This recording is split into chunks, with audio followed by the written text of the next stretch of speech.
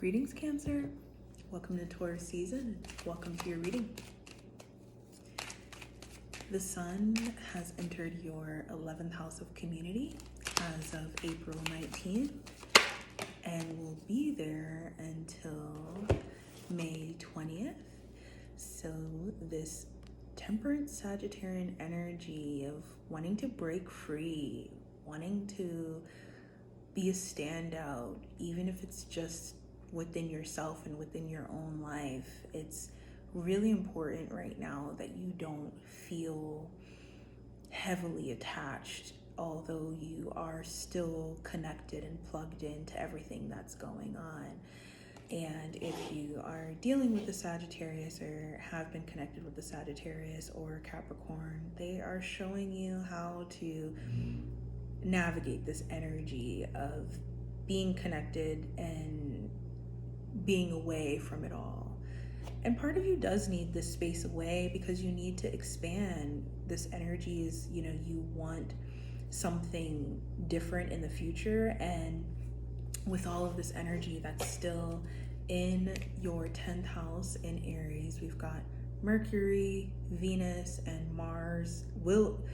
Mercury and Venus are currently in Aries in your 10th house of career, this Capricorn energy. The devil is the Capricorn card of career and public reputation. So we've got Mercury and Venus in your 10th house. And then Mars will enter your 10th house. Mars will enter Aries on April 30th. So there is and has been this strong energy of responsibility. And part of you is like, ooh, this is for the birds. Like I'm getting bored of this. That's exactly this energy. It's monotonous. It's, the success doesn't even I don't even want it in that way anymore, because I just want to feel something new and different and, wholesome and fun and, unexpected and exciting. I want some new experiences. So you've got a mixture of energy right now, because part of you is craving this almost like childlike freedom in your life, this freedom away from the responsibility of everything that you want. So you want these things, but you don't necessarily want to be responsible to them. And then there's another part of you that's growing into the responsibility of the things that you really want, of the things that you've maybe even already attracted with everything in your 11th house. Some of these things, you already have them, right? You already have that job. You already have the relationship. You already have the opportunity to have that lifestyle. But as I said, a part of you is growing into the responsibility of being able to maintain that thing, because physically having it, this 10th house energy, physically having it and physically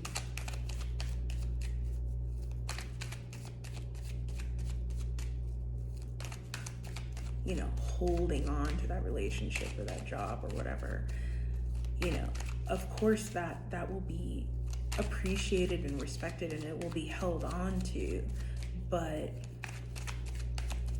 does it really feel good? Does it really feel like,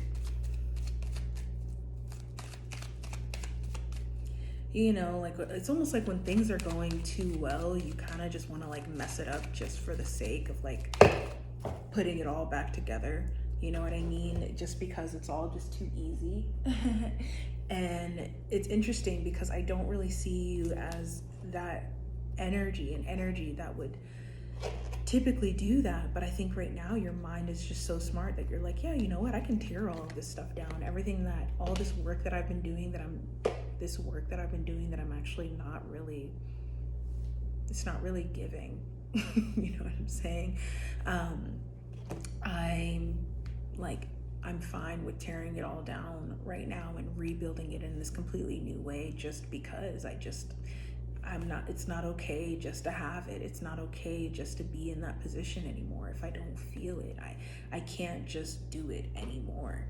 And for a lot of you, this does have a lot to do with work. It has a lot to do with your work being super unfulfilling. And just because you have a great position in your job, or just because you can do the work, you're getting to the point where you don't really feel, you want to be in that place of authority over your own life, which means you need space, or you need to push somebody out from that position who's currently holding that role of authority in your life. This could definitely have to do with love as well, but with this career card here on the table, this is work. This is, you want to change the way that you work. And there's absolutely an opportunity here, but it is going to take work, and it is going to take belief, and it is going to take a long-term plan. You've got to stay in these cycles. Emotionally, you're not always going to feel like doing it. It's going to be hard to balance where you're at and where you're trying to go, but sometimes you just got to put your head down and build, and day after day, it'll eventually build up to 1, 2, 3, 4, 5, 6, 7, 8 pentacles that will create that freedom for you. Okay? So yeah, and I think that, that's the mindset. Above all else, Taurus season for you is helping you develop a fixed mindset about what you want out of your life for you, of course, for your community and your people as well, but first and foremost, for you. What do you want for you? What makes you feel like you're living a life that feels like it's fulfillment, emotional fulfillment within your relationships and your emotional life, romantically, family, friends. The Three of Pentacles, what is gonna make you feel like you're successful in your career, and what you, the career and the way that you see your career.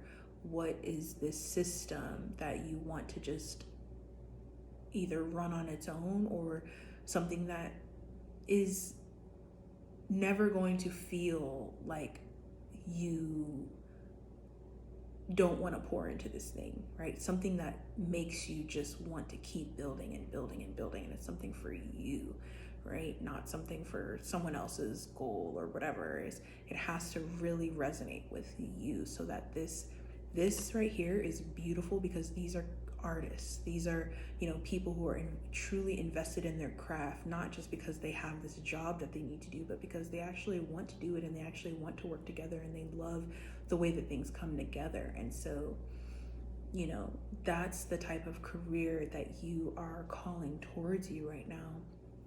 And it can all move beautifully fast. The relationship, the career, the inspiration for the life that you want is flowing in. The words, the new mindset, the changes that need to happen. These are things that can happen really, really fast, and they can be really fulfilling. And that's what I was saying, the mindset about these things, the belief that you can have these things, the clarity about what these things even are, is what this season is about for you.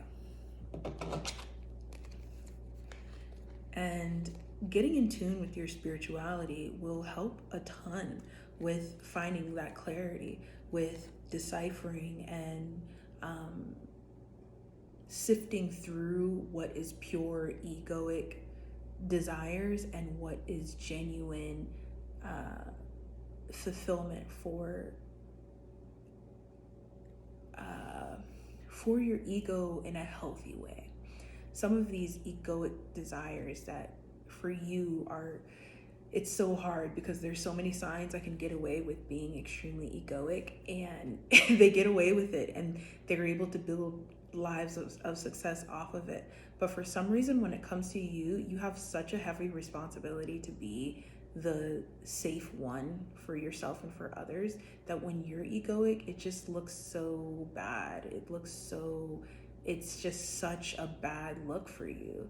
And with everything getting ready to shift, like after Taurus season, preparing to shift into Gemini, and Jupiter getting ready to shift into Gemini, like it is so important that you keep that in mind. Like, your ego can ruin things to a level that makes you feel so isolated.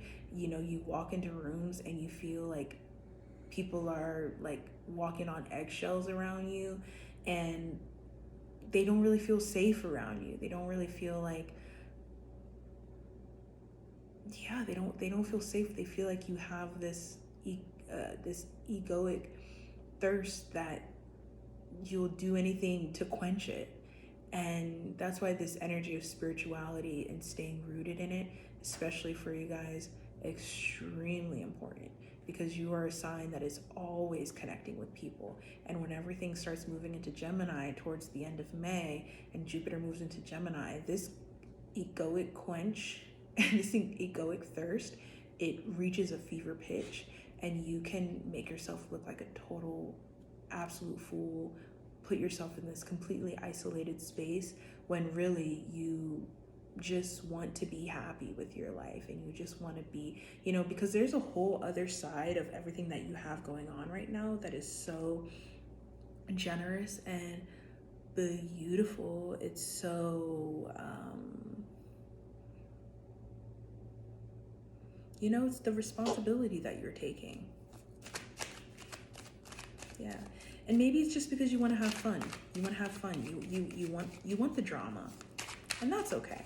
It's not a bad thing to want a little drama. It's not a bad thing until it is a bad thing.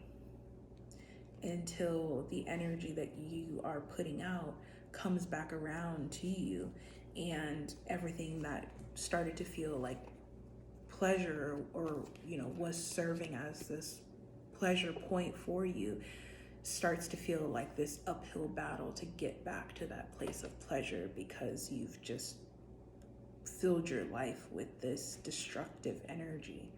And it's like, man, I didn't think that like that was actually going to like make me, I thought I was good. Like, I thought that I was like, I could be this way, and for some reason I thought it wasn't going to touch me.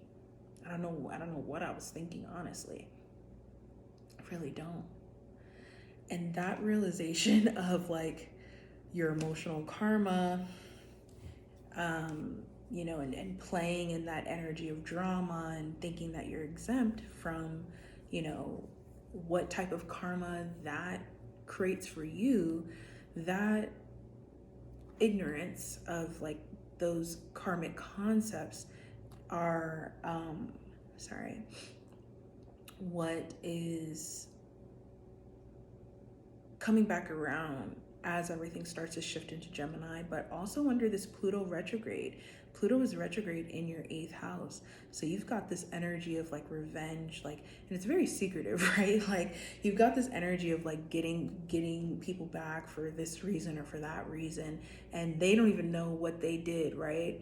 And so you think like, oh, okay, well, cool, I'm gonna get them back, and I'm gonna, you know, put so much energy into this egoic desire that I have, and it's subconscious. You're not even realizing you're doing it, and you do it, and then it slaps you in the face, because part of you just needed to be honest about what was going wrong in that situation.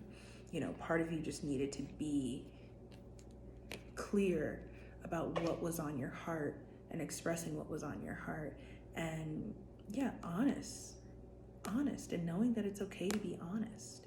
And I think that you know, you guys are, there's a back and forth conversation of like, oh, Cancers are indirect and Cancers are direct. You guys can definitely be both, but there are times when, you know, when it's down to the wire, where you're just completely like, you don't just say like, hey, this is what I need, like, this is what I want. And then you go down this spiral. This Pluto retrograde in Aquarius is just like, oh God,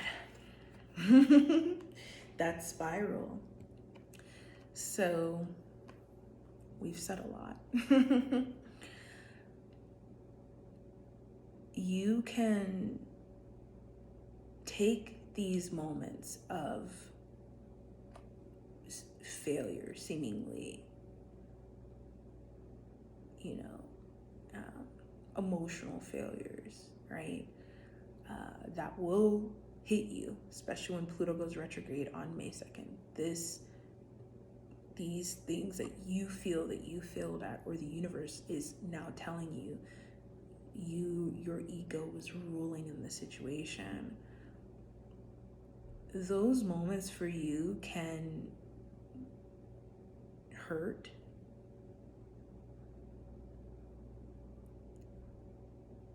but they are a major opening. It is a major opening to something that you love and appreciate more than anything, which is being in your purpose and being able to move from this much more optimistic, still very honest. This is an honest energy that's being asked of you, to be honest. So, you are being asked to shine a light on things. You are being asked to really look at everything that's going on, especially the dark things that are going on. But the difference is not leaning on that egoic desire and realizing that there's so much more security and money in that non-egoic approach. There's so much more respect for you. And maybe the fear is that, if I drop the ego, that I'll be taken for granted or I'll be used. And that's a valid concern. Very valid.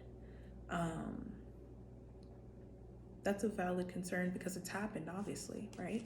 You put your heart on the line and it was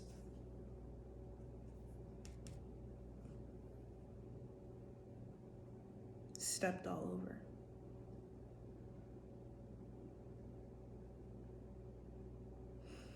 But this Pluto retrograde is going to help you nurse your heart back to health so that this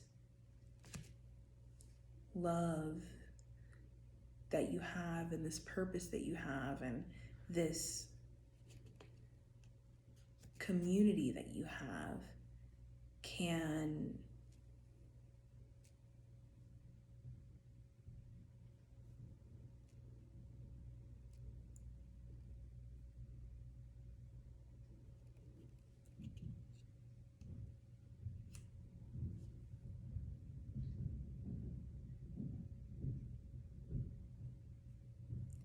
actually heal you.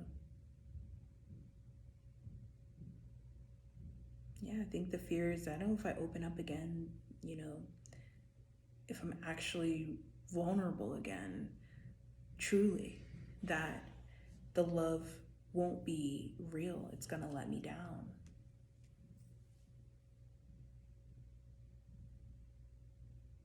But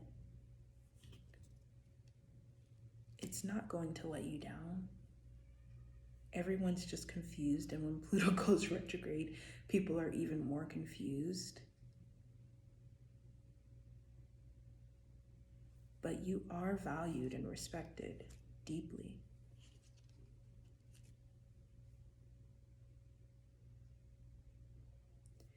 And you're allowed to lean into that and be a true advocate for what you actually believe in, not these petty, look at that, all of that, not these petty, this display. Nobody believes in any of that energy. They're here for the show, but they can all see that you're just heartbroken and you're just playing a game. Gemini season will require that you be real. And if you run from this real energy, if you run from this realness but integrity,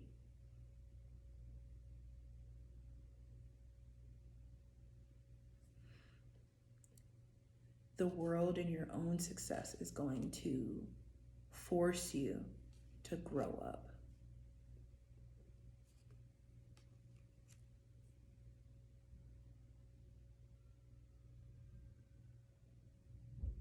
Because the success isn't going anywhere. It's not going anywhere. But the responsibility is waiting for you to be strong enough, be man enough or woman enough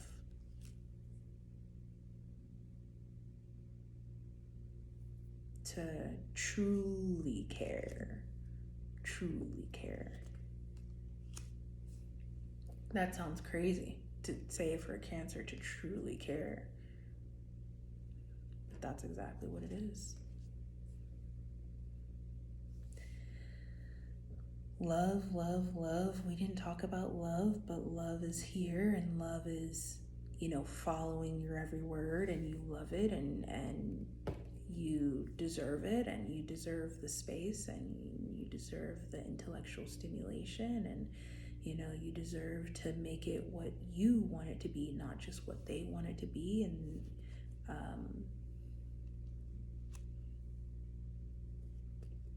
you also deserve to want something different in how things are being communicated today. And that does mean that you have to power over things in a way that you didn't want to do, but it has to happen because things are imbalanced and your comfort is on the line. So trust your approach. It's working.